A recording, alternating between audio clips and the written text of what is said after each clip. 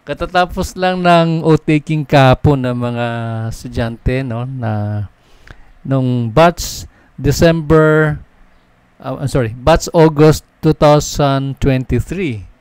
And let me just show some images para makita nyo po yung kanilang activity kahapon. Kaya lang, tulad nung nabanggit natin, na ang kanilang oath-taking kasi nangyari dyan sa kanila is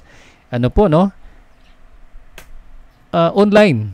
And the only ones na nagkaroon ng face-to-face are those examinees, mga successful examinees na nagmula sa Luzon. So sila lang yung nagkaroon ng face-to-face, but the rest of the parts of the country ay online.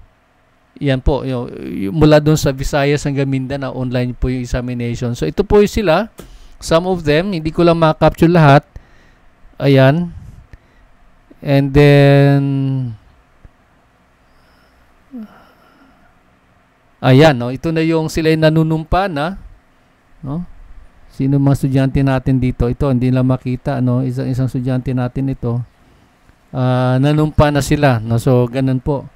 Mabilisan lang naman, hindi naman talaga tumagal yung oath nila.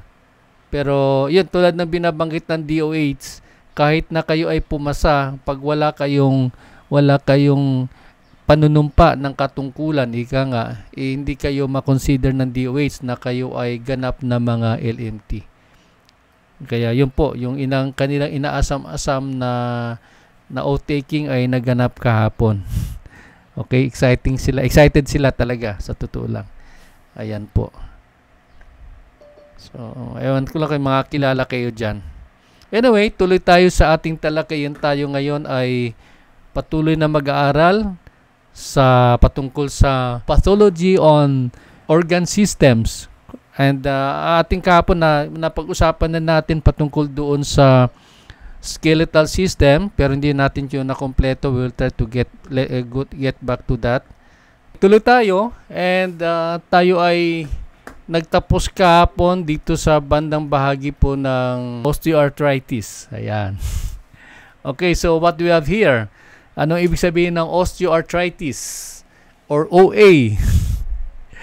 Okay, OA is degenerative disease when a cartilage that cushions the ends of bones in a joint deteriorates. So dito makikita natin, makikita natin pag sinabi nating degenerative, normally what is it that comes into your mind? Diba? Pag sinabing degenerative, ito ay yung medyo may edad, no, katandaan. Tama po ba? Nag-degenerate. Okay, so ang mga casualty po pagka ang tao ay nag-degenerate, ay isa sa mga casualty ay possible po na yung cushion dito po sa kanyang cartilage ay nagkaroon ng na medyo nanghihina na siya, at yung cushion na yan na medyo numinipis. Kapag manipis niya, yan, posible yan magkakaroon na siya ng ng inflammation. Yan, medyo masakit-sakit na po yan, no? So dito po yan nangyayari. Okay, that is osteoarthritis. And cartilage is a firm, rubbery material that covers the ends of the bones. So tulad ng sinabi natin kanina, ito yung cartilago, no? Ito yung spongy area, rubbery material na numinipis, at yan naging sanhi ng tinatawag nating osteoarthritis. Question: what about massage? Is massage indicated or contraindicated? Ang sabi dito ng ating DOH manual, massage for acute stage, massage is locally contraindicated. What does that mean? Tulad na nabanggit natin, kapag acute yung stage, ibig sabihin po noon, at the onset na nangyari po yon, nagkaroon po ng pain, nagkaroon po ng ganong klaseng manifestation, that means it is locally contraindicated. That means kung ano yung bahagi ng katawan ng ating client na affected, yun po ay dapat nating iwasan, but we could do massage for the rest of the parts of the body. Now, after 3 days, after several days, kapag medyo nag-subside na yung pain na yon, it falls now under the category ng subacute. At kapag subacute na yon, ito ay indicated. So, pwede na masahiin yung client natin who's going through that kind of a condition. Okay, the next one here is osteoporosis. Osteoporosis, a condition in which bones become weak and brittle. Ano ibig sabihin ng brittle? Weak meaning to say nanghihina. Brittle is something that happens kapag madali nang madurog. No? Yun na po yung ibig sabihin po ng brittle. So, madali siyang madurog. And it occurs when the body loses too much bones or makes too little bones or both. Okay. So, we can see here in our illustration, both women na nandito. The one is, on the left is an adult woman, and yun yung nasa right side, makikita natin ito yung elderly. So, nagde-deteriorate po yan, yung kanya pong, yung bone, no, sa spinal column na to. And then yung pong dahilan ng kanyang pagkakaroon ng ganitong condition. Often, it has no symptoms until a bone breaks. Wow! Wala kang mararamdaman, wala kang may na sintomas until such time na nabigla na lang nadurog na lang yung buto na yon. No? Kaya ang taong dating erect siyang tumayo ay dahan-dahan siyang nag-i-stoop. Ganun yon, no? Kasi hindi na kayang kontrolin, no? Hindi na kaya ng ating buto yung pagkakaroon ng matikas na pagtayo. Question: what about massage? Ano yung pwede nating gawin? Sabi ng DOH, massage here is what? Indicated. Pwede yung masahe, but we have to perform massage with extreme caution.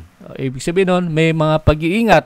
Simply because, tulad ng definition natin, brittle na yung buto na yan, hindi na natin pwedeng bigyan ng pang excessive na force, no? Excessive na na pressure, kasi baka lalong dumami yung mga brittle na buto na nadurog na mga buto.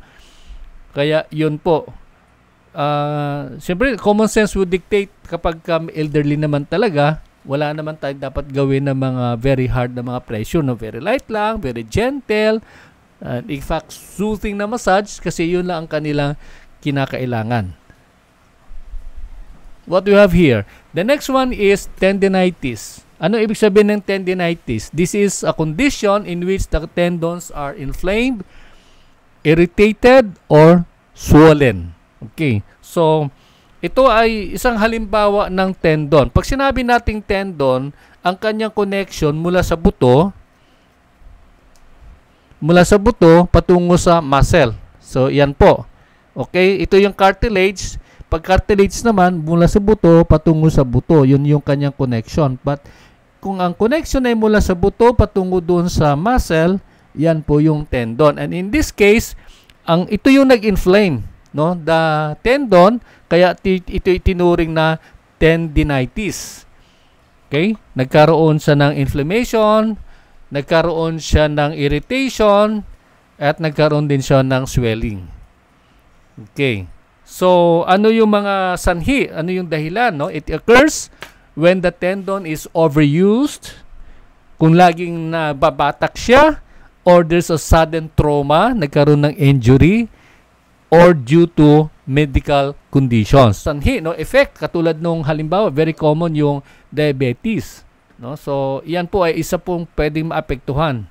Okay, so the question here is massage indicated or contraindicated?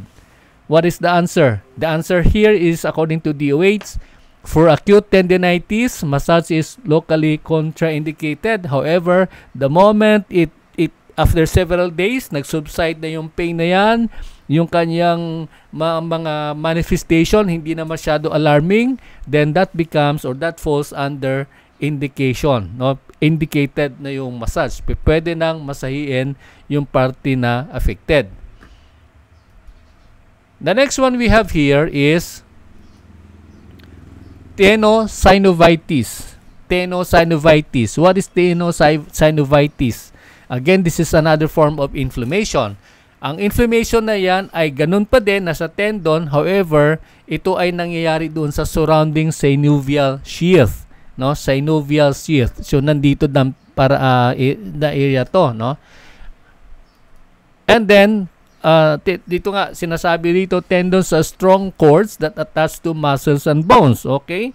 So matibay po siya na na cord, no? Matibay po na sa cord na naka-attach siya mula sa buto patungo doon sa muscle. So ito yung halimbawa tulad ng sinasabi natin kanina. Now, ang kanyang sintomas ay of course pagka karoon ng ganitong klase o ng uri na inflammation, just like any other form of inflammation, ito ay nagkakaroon ng pain. Ito din ay nagkakaroon ng swelling. At of course, mayroon siyang area na malambot-lambot, no? Mayroong tenderness. Question, is massage indicated or contraindicated? What is the answer? The answer is, again, for acute massage, this is locally contraindicated. The keyword is acute. Ibig sabihin nun, ka-atake lang. Ibig sabihin nun, nagkaroon lang ng sudden pain na nararamdaman, no? Nagkakaroon ng inflammation doon, may sudden pain. What happens is, ito ay may tuturing na locally contraindicated. And then, as the pattern would show us, habang tumatagal, na naiibsan na yung yung inflammation na yan, nabawasan na yung mga discomfort na yan, then that falls now under the subacute category, and that means indicated yung massage. Okay. Moving forward, ayan, tapos na pala tayo. We will now proceed doon sa next na slide natin for a while. Tayo tutungo ngayon sa integumentary system. Let's take a look at that.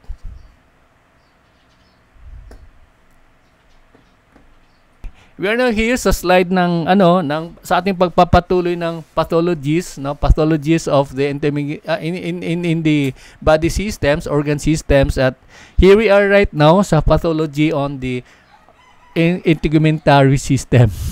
Okay. Are you seeing the slide? Nakikita yung slide natin? Paki-thumbs up po pag nakita yung slide. Bernadette? Okay. That's good. Tuloy tayo. Yan. So, what can we find here? What do we see here? Sa integumentary system, mauna sa lahat ay ang acne. The bacterial infection in the sebaceous glands. Okay, infection, no? So, yun yung pimples. Yun, yung nakikita natin dito ngayon. At kalimitan yan nangyayari diyan o nakikita sa mukha, o minsan sa liig, or minsan naman sa likuran. And would you believe that minsan nagkakaroon din ako ng ganyang pimple sa likod, no? So, ayan po. Sabi rito, this is closely associated with what? With adolescence. Mga kabataan, no? Mga kabataan or liver dysfunction. Bakit po? Kasi po ito po ay nagbubunga o ito po ay bunga ng pagkakaroon ng ng excess testosterone sa system ng katawan, no, ng sistema ng katawan. So dalawa po 'yan na possible reasons, no. Kung tayo ay kunwari sa mga hindi na adolescents, probably may problema doon sa function ng ating liver, no, mayroong dysfunction. Okay. So the question is what about massage? Where does massage come in? Pwede bang masahin yung client kapag may ganitong condition? The answer would be massage is locally contraindicated. Which means to say, since this is a form of an infection, dapat iwasan po yan, no? Why? Because for the simple reason na ito ay pwedeng kumalat. Pwede siya mag-spread, no? Kasi po, ito po ay infection, no? This is caused by a bacteria. Pwede siyang kumalat. Kaya ang sabi ng DOH, ingat-ingat, no? Iwasan natin, huwag nating galawin, huwag nating masahiin yung affected areas. Okay, so ayan, no? Ito yung makikita natin kung saan mamaya kasi pati follicle, dito yung shaft na yan ay magkakaroon din siya ng inflammation, ganun din si acne, no? So there you are. Folliculitis, ito ay isang uri ng pigsa. Sa totoong buhay, maraming klase pong pigsa. Pero ito po ay isang uri ng pigsa at medyo cute siya ng konti kasi medyo malilinggit siya, no? Unlike dun sa ibang klaseng pigsa. Folliculitis is a bacterial infection or inflammation of one or more of hair follicles. So, balikan natin yung kaninang image. Ito, nagkakaroon to, the moment na nagkaroon ito ng inflammation, nagkakaroon ito ng bacterial infection, ito yung nai-inflame, no? Ito yung hair follicle, itong area na to, no? Ito yung nai-inflame, yung paligid po niyan.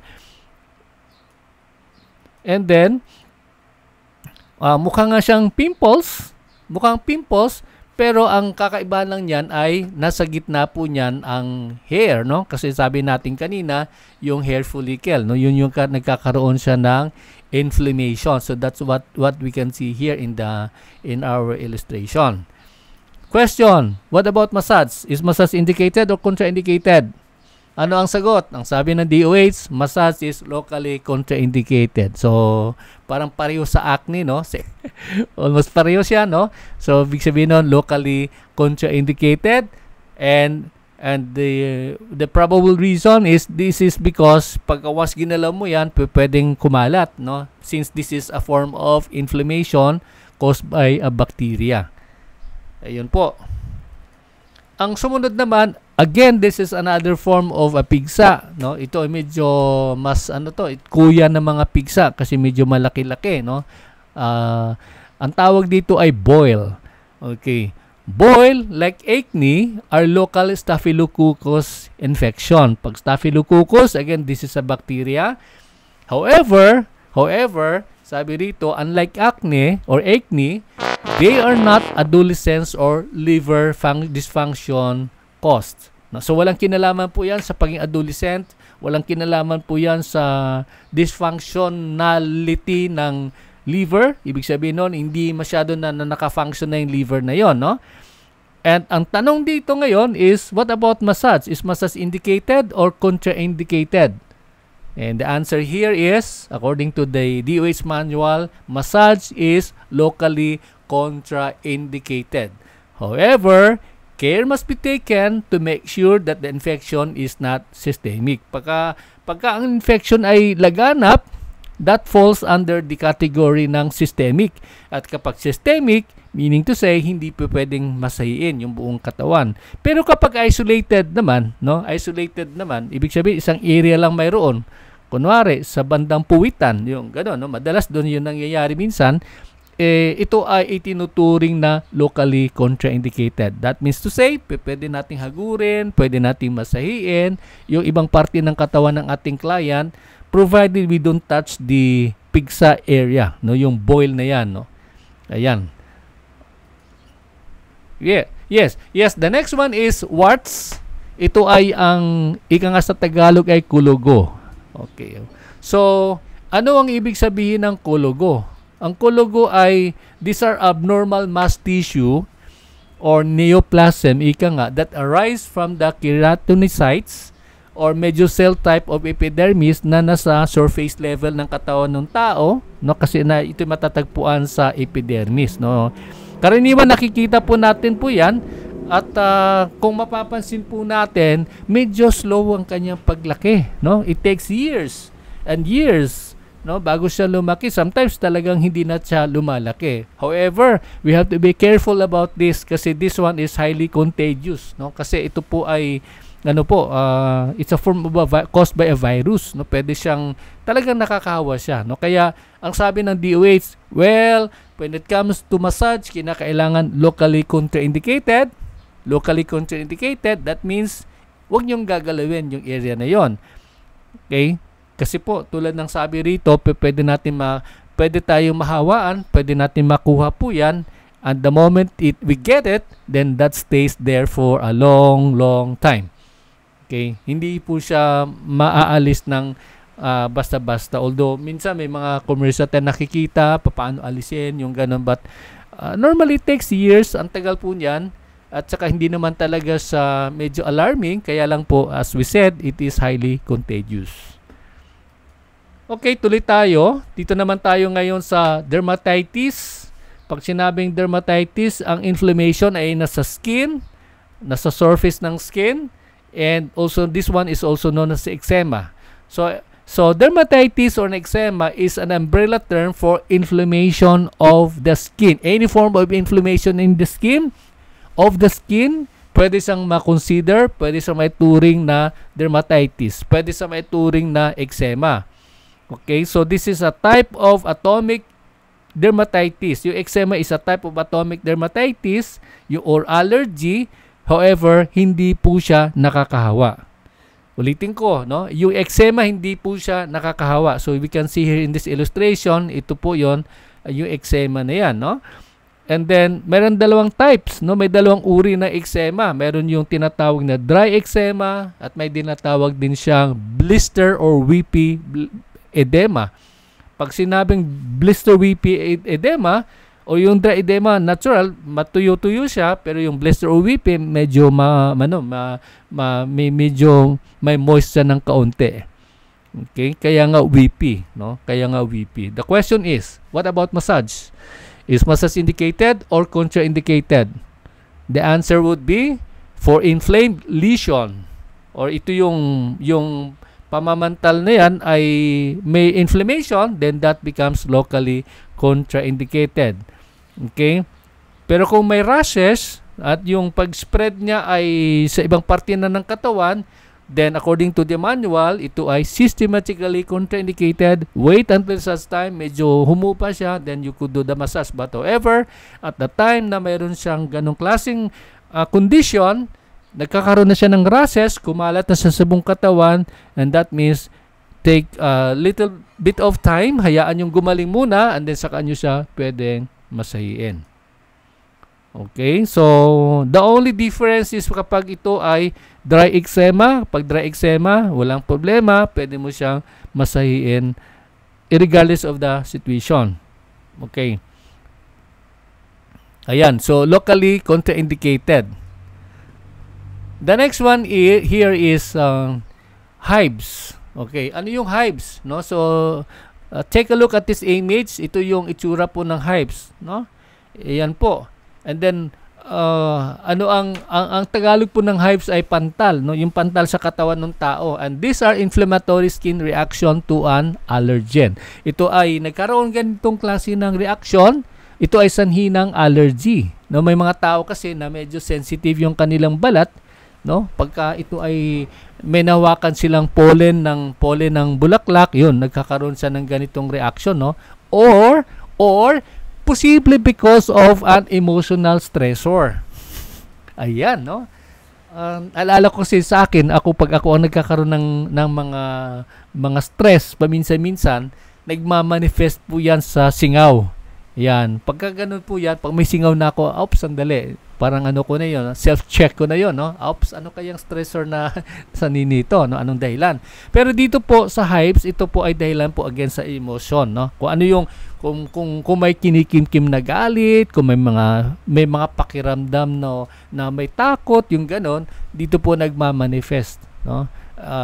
Sa pamamagitan po ng pagkakaroon ng pantal, and sometimes this is called as this is known as hives in English. Okay, so question, is massage indicated or contraindicated? Saan ba siya? Pwede ba siyang masahiin o hindi pa masahiin yung client na mayroong hives? Ang sagot ng DOH, in acute stage, massage is systematically contraindicated. So at the time na umatake po yung pantal na yan at nakakalat yan sa buong katawan, ang sabi po ng kagawaran ng pangkalusugan, hindi pwedeng masahiin yung client, no? Kasi po, it is systematically contraindicated. For whatever reason, I do not know. Okay? However, pag sinabi naman nating hives in subacute, days has passed, medyo humupa na siya ng kaunti, then that becomes locally contraindicated, no? Pero ang assumption ko, doon sa area na mayroon pong ganong klaseng manifestation, yun po yun, iwasan pa po natin po yun. Kuha nyo po yun, iwasan natin, no? But the rest, pwede na indicated na po yung massage, no? Except lang yung tulad na binanggit natin kapag mayroon pong affected na area. The next one in our list is shingles. Shingles, parang jingle bells, yung ganon, ano? Okay, shingles is also known as herpes zoster or zoster. Okay, yun po yung shingles. Okay, so this is an acute viral disease affecting the ganglia or a number of nerve cells. So nasa saan siya? Nasa epidermis o dermis. Okay, yung ganglia, yung nerve cells na yan ay matatagpuan doon sa dermis area, no? Sa second layer ng skin. Okay, characterized by inflammation and pain. Okay, well, just like any other form of inflammation, ito ay may pain, ito ay mayroong may swelling, no? Mayroong inflammation. Question, what about massage? Where does massage come in? Sabi rito, massage or in acute stage, massage is locally contraindicated. And I think the assumption here is yung shingles na yan ay hindi naman nakakalat sa buong katawan, no? It's just concentrated in some areas.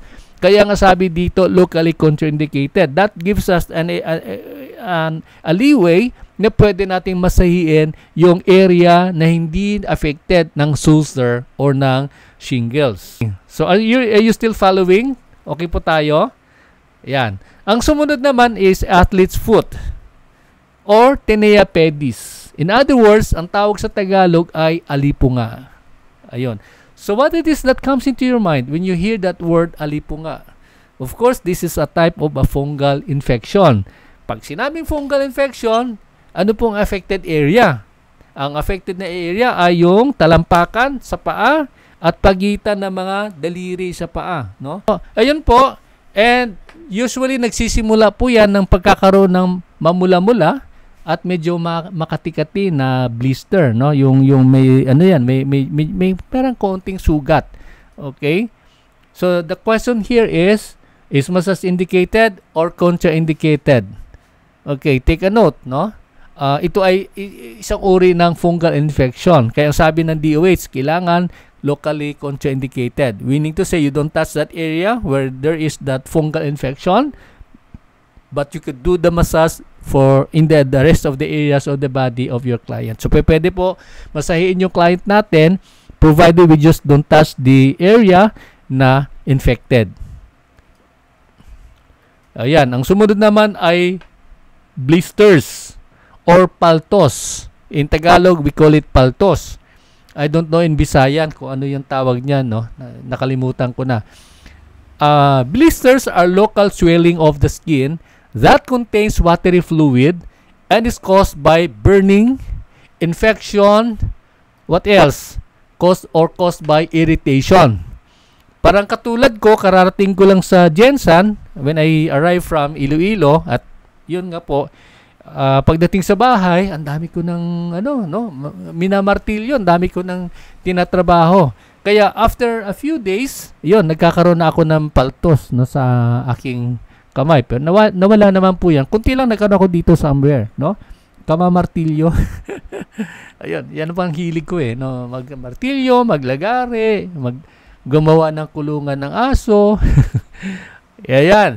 So, these are characterized by a small packet of fluid. No? Maliit lang po yan. Question, what about massage? Is massage indicated or contraindicated? What can you say? Sabi ng DOH, massage is locally contraindicated. So, kasi maliit lang po yan eh. Yung blister na yan, di naman yan nangyayari sa buong katawan. Di po ba? Nangyayari lang yan sa certain area. Kung ano yung mayroong irritation, kung mayroong nagkakaroon siya ng ng infection, yun lang po yun. Basta wag nyo lang galawin.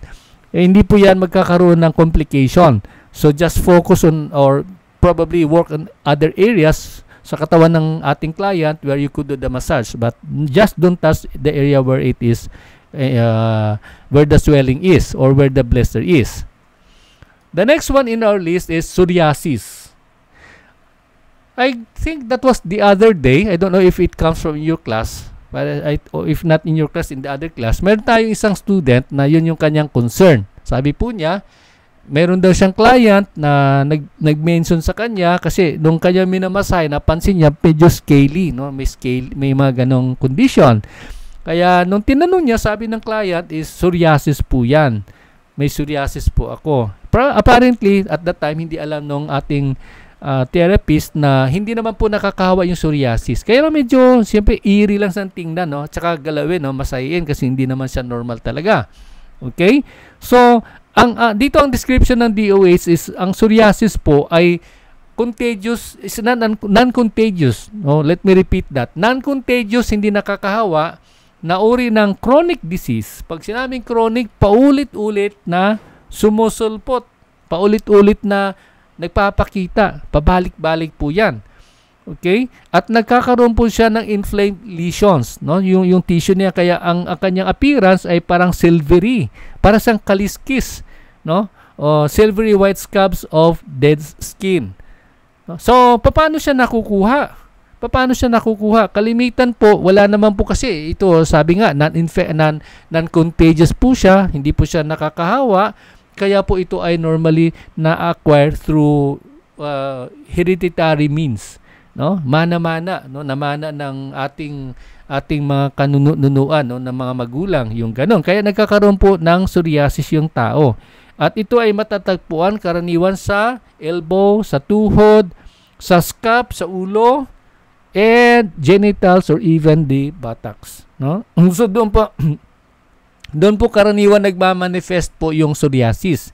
And alam naman po natin, 'di ba, pagka may psoriasis, alaala ko kasi mayroon tayong kaibigan na owner ng training institution katulad po ng AUSA. Siya ay accredited po ng DOH, at malimit naririnig namin sa kanya kapag napalagay siya sa isang stressful situation, nagmamanifest yung ganong kanyang kondisyon, no? Parang katulad nung nabanggit natin kanina, ba, 'di ba? Pagka may stress, may nagkakaroon ng pamamantal because bunsod iyan ng stress na pinagdadaraanan ng tao.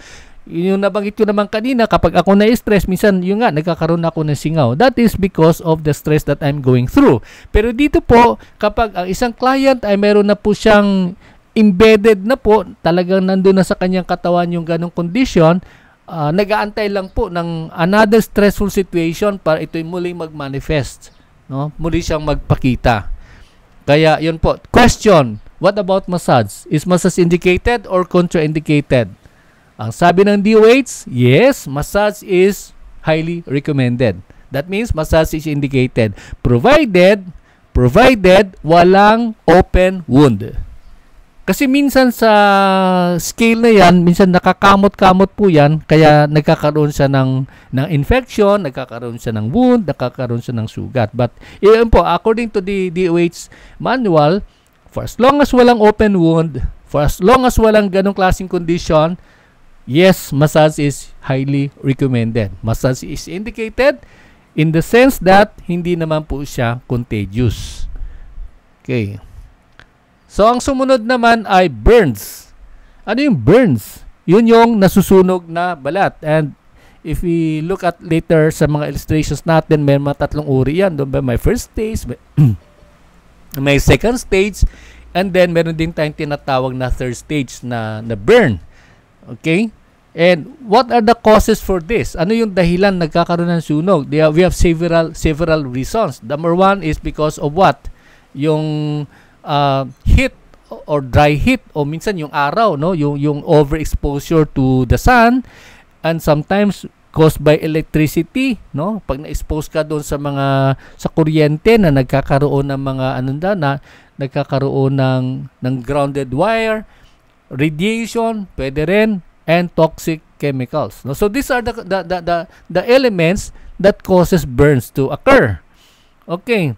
So, katulad sinabi natin kanina, may mga kanya-kanyang stages po yan. But however, when we are asked kung pwede pong masahin yung client na may burn o mayroong nasusunog na balat, ang sabi rito, for burns in acute stage, massage is locally contraindicated. At the time na nagkaroon ng sunog o nasunog yung parte ng katawan, automatic po yun, locally contraindicated. That means, pwede mo na masahin sa ibang part ng katawan ng tao, kaya lang po, hindi po siya muna pwedeng galawin.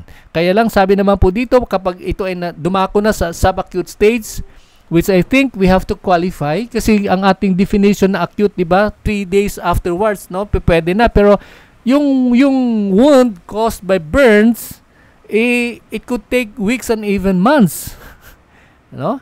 So antayin mo talagang humilom po yung sunog na yan yung sugat na yan caused by burns bago mo siya pwedeng masahiin. Okay? So, ano po yan ha? Ito yung tinatawag natin minsan na judgment call. Yan po yun. That's why during the oral practical examination, kasi di ba yun na yung trend ngayon na si assessor, nagtatanong na siya. Unlike nung dati, madalas kong kinikwento sa inyo, minsan 5 minutes tapos na yung oral practical exam. Pero ngayon, nag-iba na yung pattern, nag-iba na yung setup. So, nagtatanong na yung assessor. That's why, ako ang tingin ko dyan, always be ready with any questions that might crop up. No? Especially if these things are being raised by your assessor. No? Kailangan meron ka enough na working knowledge. No? Kaya, I think tama naman po, bilang massage therapist, dapat gamay natin lahat ng area ng pagmamasahe. No? Kasi hindi naman pwedeng kukuha ka ng lisensya, tapos hindi mo naman alam yung pinanggagawa mo. Parang it will not do justice sa ating industriya ng wellness. Kailangan yung mga massage therapist na maalam, no? Medyo we have enough knowledge to back up what we do. Ayun po. Kaya balikan po natin kapag burn, sabi nga umlili in the ways, kapag acute at also onset of the burn ng sunog na yan ay locally contraindicated. Okay, so here we are. We can see here the image of a second degree burn, and then as we said kanina, yung una, that's the first degree, yung very light lang po siya. Ito naman yung third degree burn. Kaya medyo matagal-tagal ang paghilom po niya, no? Kasi ito malalim na po 'yan at naka-permit na po siya, no? Nasa ilalim na level na po, nasa hypodermis na po 'yan, no? Kaya medyo serious na condition ng burn. Okay. What else do we have? The next one here is open wound or sores. Ano yung sores? Ibig sabihin nun, yung mga sugat, no? Bed sores, ika nga, ganun. This include any injury that has not healed and is vulnerable to infection if exposed to bacteria. Yun po yung mga sugat na yan, no? Kapag ito ay na-expose sa nagkaroon siya ng open wound, na hindi po nabalutan ng gusto, hindi po siya na-sanitize ng gusto, ito po at na-expose sa bacteria, nagkakaroon po siya ng infection. Kaya, ayun, no, nagkakaroon ng nana, no, habang tumatagal nagkaroon ng nana. Now, the question here is, what about massage? Where does massage comes in?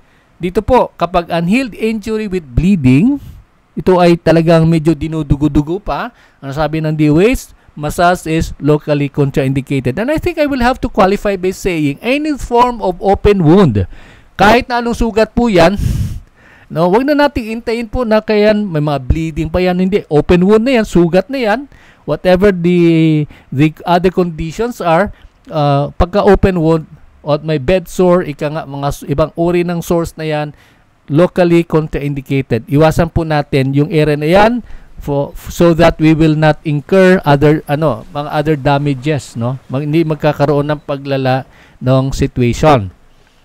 Okay. So here's the next one, the cubitus ulcers. The cubitus ulcers. Tama ba yung pronunciation ko? Okay. Or otherwise known as bed sores. Ano po yung bed sores na yan? This is a break in the skin that usually occur when a bony prominence, yung mabuto na bahagi ng katawan are close to the skin surface at nagkaroon ng friction, and then nagkaroon ng bed sore. No, so yun po yun, no? Kaya madalas kapag may kilala po tayo, may mga kamag-anak tayo na bedridden po siya, matagal na po siya nakaratay sa hospital, sa kanya higaan, normally sila po ang nagkakaroon ng ganitong problema, no? Bed sore. So ganun po. And then ang tanong po dyan is, what about massage? Where does massage come in? Sabi rito, massage is locally contraindicated. So, malinaw po yun kung ano lang affected, hindi yun ang pwedeng galawin. No? Kaya yun ang distinction dyan, ang classification ng DOS is kinakailangan po, pwedeng masahin yung other parts of the body except the areas where there is this kind of a condition. No? Meron ng ganitong uri ng condition, ika nga ng tinatawag na bed sore. Okay, so moving forward, ito naman po ang chicken pox. Ayan. Sino po sa inyo ang hindi pa po naka-experience ng chicken pox? I think halos lahat tayo, no, nung kabataan, no? Kapag hindi raw naka-experience, some years later, talagang may experience mo daw, no? Kasi ang chickenpox kasi, yung virus na yan, once you have it, throughout the rest of your life, andyan na yan, no? Hindi na siya nawawala, no? Kaya lang po, hindi na siya magmamanifest katulad nung una. Okay, so how do we define chickenpox? Sabi rito po, chickenpox is a viral infection in which a person develops extremely itchy blisters all over the body. Itchy, ibig sabihin nun, makati-kati, no? Yung kati na yan ay nararamdaman, yung paltos na nararamdaman, hindi lang sa kamay, hindi lang sa ulo, hindi lang sa paa, kundi sa buong katawan. Okay? Yun yung chickenpox, no? And yun nga, tulad na sabi natin kanina, madalas po ito nangyayari sa kabataan, no? Habang tayo bata pa, kaya nga siguro yung aking muka, nung aking malaprsila ng muka, nagkaroon ng butas. Ayan, kasi siguro nakakamot kasi yan nakakamot yan. Kaya pagka kinakamot yun, naging permanent yung damage na hindi na naibabalik. Okay, yan po ay sanhi ng chickenpox. Kaya kung magkaroon kayo ng chickenpox, wag yung kamutin yung muka. Kasi pag kinamot nyo yan, nagkaroon ng butas, forever, for life na po yan, hindi na po yan maaalis. Okay, so, ang sabi po dito, a person is infectious in 1 or 2 days before the rash appears. Bago po nagkaroon ng rashes, nakakaawa na po yan. Pero hindi natin nakikita. No, hindi natin nakikita. At ito naging contagious for the rest or the remaining 6 days, no? So, sa darating na mga 6 na araw. So ganun po 'yan, no? Kaya medyo if I may use that term, medyo may pagka-traitor po 'yan kasi wala namang sintomas, hindi mo naman nakikita, pero at the time na meron yung isang host, pwede niyang ma-spread yan sa iba, no? Kasi nobody knows. It will only appear 2 days later. Ganun po, nagkakaroon na ng ganung klaseng manifestation. So the question is, what about massage? Pwede bang masahiin yung ganitong condition, yung client na may ganitong condition? The glaring answer coming from DOH, ang sabi po ng DOH, no way. Massage is systematically contraindicated. Not well, as earlier described, sabi natin viral infection po yan. So that means it could easily be transmitted from one person to the other, no? Ganun po 'yon. Kaya sabi ng DOH, no way. Hindi po pwede masayin yung client na yan kapag siya ay nagsasuffer ng ganung klaseng condition, which is the chickenpox. Okay, so the next one is German measles. Almost similar din yan sa chickenpox, another form of highly contagious viral disease na nag-i-spread ng contact sa pamamagitan ng ano yung kanyang exit portal or point of entry. Okay? Of course, yung exit portal niya yan ay yung discharge coming from the nose, no, and from the throat, no, yung sipon, yung ganon, tulad ng halimbawa, o yung laway ng client natin. Okay? So, yan po ay paraan. Kaya, sabi rito, ang sintomas daw ng German measles, tumatagal po yan ng between 3 to 7 days. At, paano mo malalaman na ang tao mayroong ganong klaseng condition? Number 1, meron siyang stuffy nose, yung hirap siyang huminga because of may bara sa kanyang ilong. And then, nagkakaroon din siya ng headache, masakit yung ulo niya, muscle pain, parang flu, no? May muscle pain or inflamed red eyes, no? So I think ang pinaka-determining factor is kung hindi naman siya nagda-drugs, hindi naman siya napuyat nagpuyat ng matagal at namumula yung mata, posible meron siyang German measles, no? Given the other conditions are also present. Now the question is, what about massage? Where does massage comes in? Sabi po rito, massage is systematically contraindicated, and the key word is because this is a viral infection or this is a highly contagious na viral disease. Okay, pagka may presence po ng viral infection, that means that is systematically contraindicated. Why is that? Because it is contagious. And ang qualifier niya dito, highly contagious, no? So ibig sabihin no, talagang talamak yung kanyang yung kanyang tindi ng infection o ng contamination kung sakali. Ang sumunod naman is sometimes this is this type of a disease is considered to be a sexually transmitted disease. Ito po yung herpes simplex.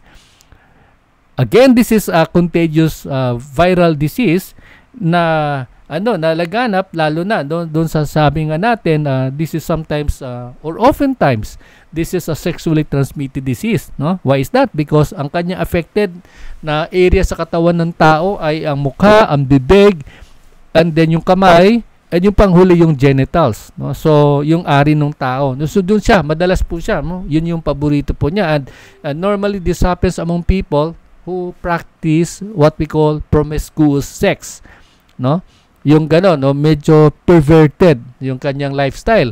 Yun kasi yun po exposure po no? Doon po siya kumakalat. Kaya ang anong po rito is, what about massage? What can DOH say about it? Ang sabi ng DOH, well, contraindicated yung massage, no? Hindi po pwedeng masahiin yung area na affected. Simply because this is a viral disease and you will be able to transmit that disease kapag mayroon kang direct contact on that area. No? So yun po, ingatan lang po natin, no, para hindi tayo magkakaroon ng problema. On the next one is, I think very common naman ito sa lahat, yung kuto or tungaw. Okay?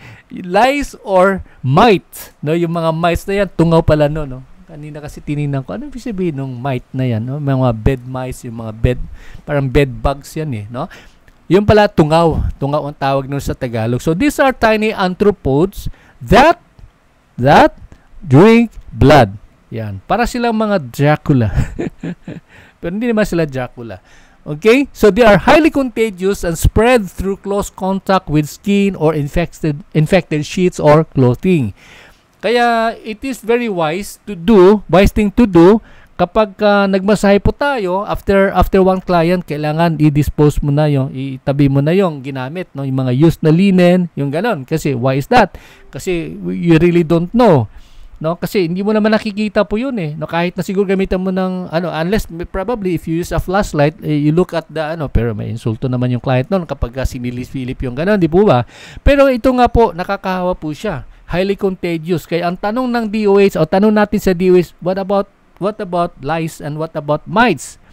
Pwede bang masahin yung client na mayroong ganong condition? Ang sagot ng DOH is a big no. A big no. No, ang sabi po ng DOH, it is systematically contraindicated. Why is that? Because ito pong mga tiny elements na ito, yung mga tungaw na yan, yung mga kuto na yan, yung mga lisa na yan ay talagang highly contagious. Mabilis silang kumalat. Mabilis silang kumalat, no?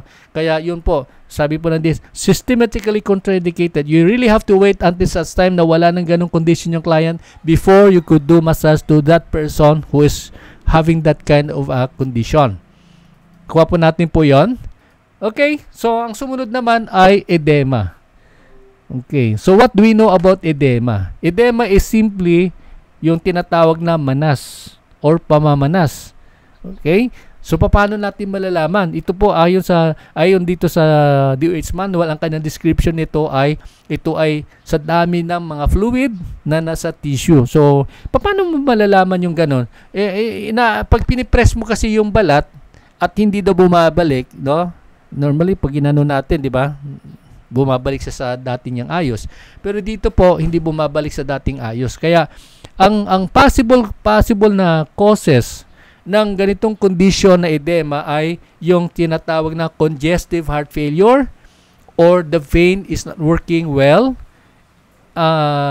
Kaya nagkakaroon ng ganong klaseng fluid, no? Yung collection of fluid na hindi siya natatanggal, hindi po siya na-eliminate.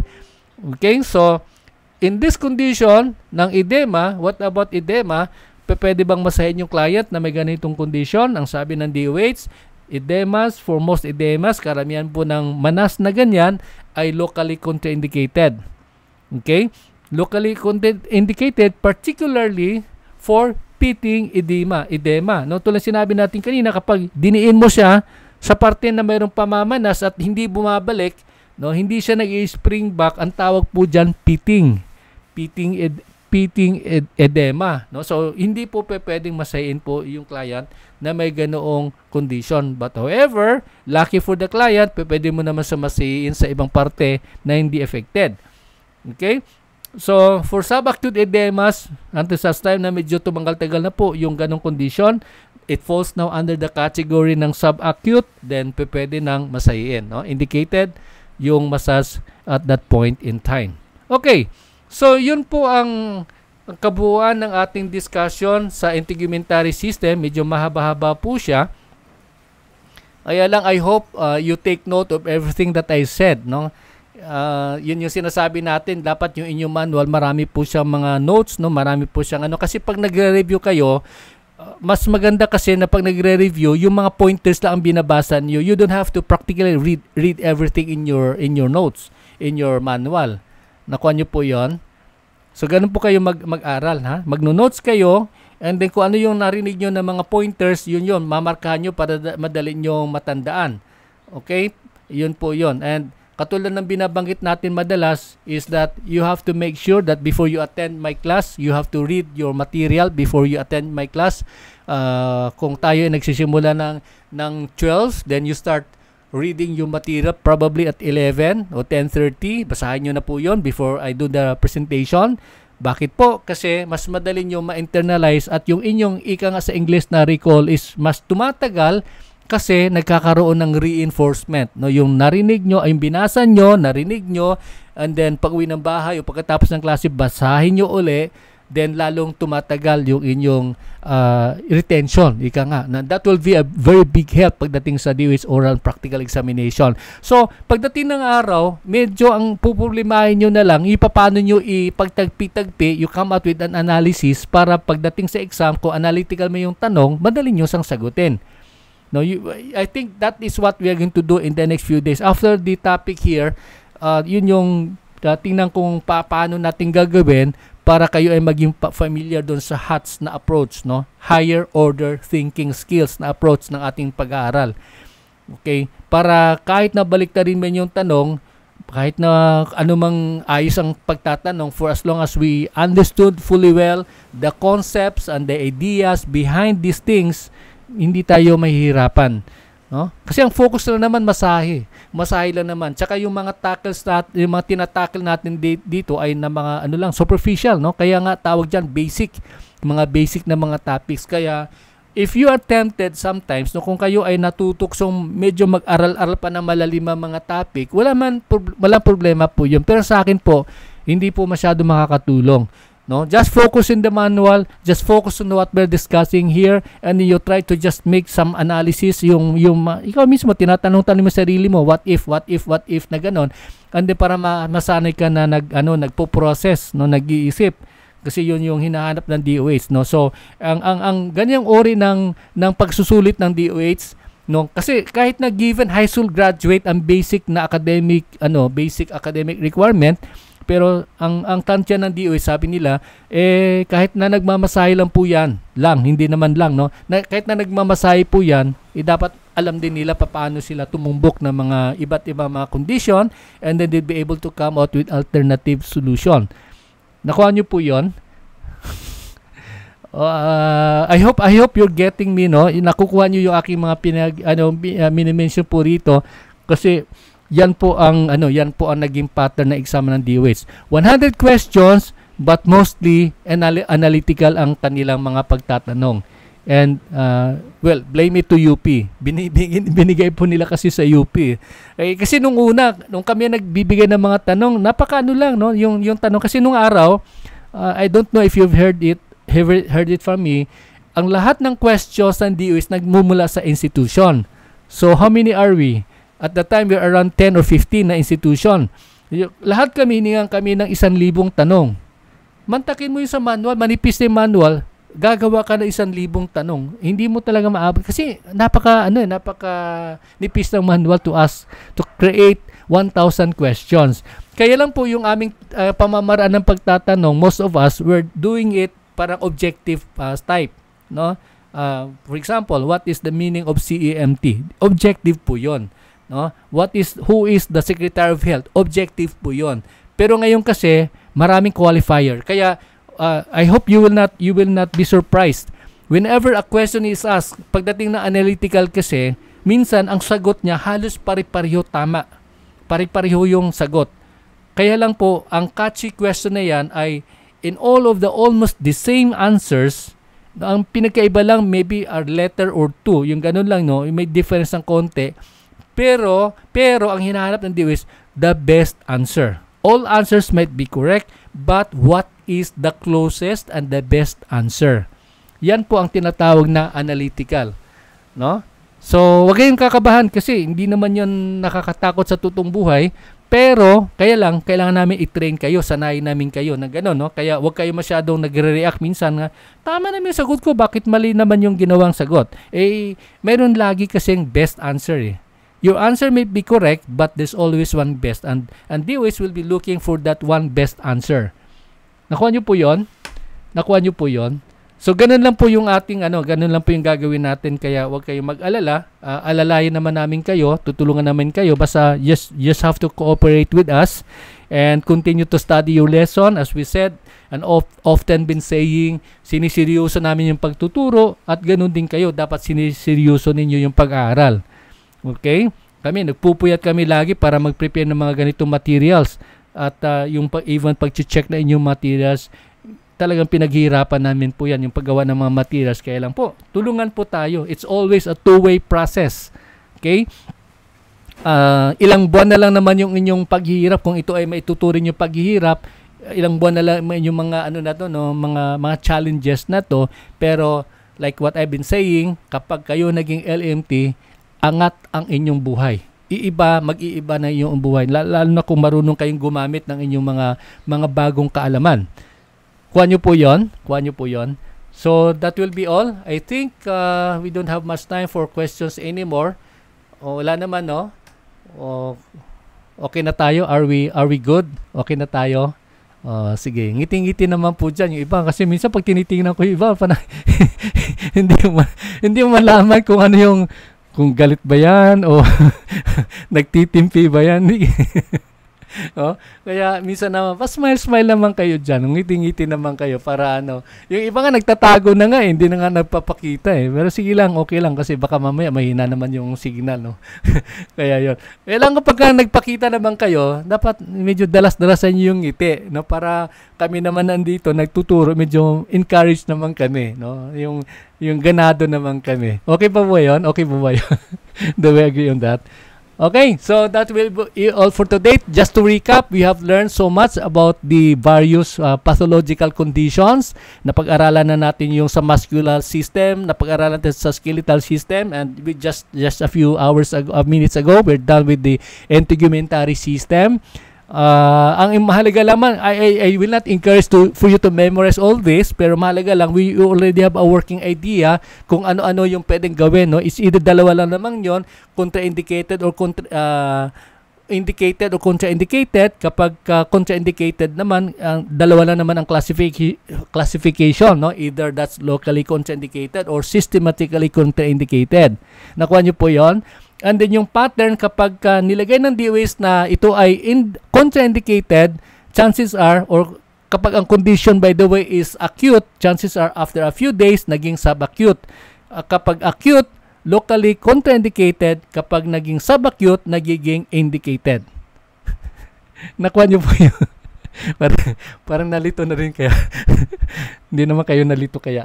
Okay? So, ganun lang po yun. No? Simple lang naman yun. No? Let's not make things complicated. We try to simplify things. No? Yan naman ang kailangan natin para madali na natin bunuin yung exam ng DOH. Okay? So, that will be all for now. Kung wala na kayong katanungan, and see you by tomorrow. Tuloy tayo sa ating pagre-review. And tomorrow is Wednesday. And, ayan, just take a look na lang yung aning mga pag-usapan, but after that, no, mabilisan naman siguro yan, then we will na proceed doon sa infection control. Paano natin i-control yung mga infection na yan kung sakasakali nagkaroon tayo ng ganong klaseng condition sa harapan natin, no, sa ating mga spa or sa ating mga massage clinics. Okay, so maraming salamat. God bless. Arigato. Continue your studies and we are continually praying for you. Lahat kayo ay maging LMT in the next few months, no? On or before December, dapat Christmas gift nyo sarili nyo ang pagiging license. Agree ba tayo doon? Agree? Okay. God bless. Bye.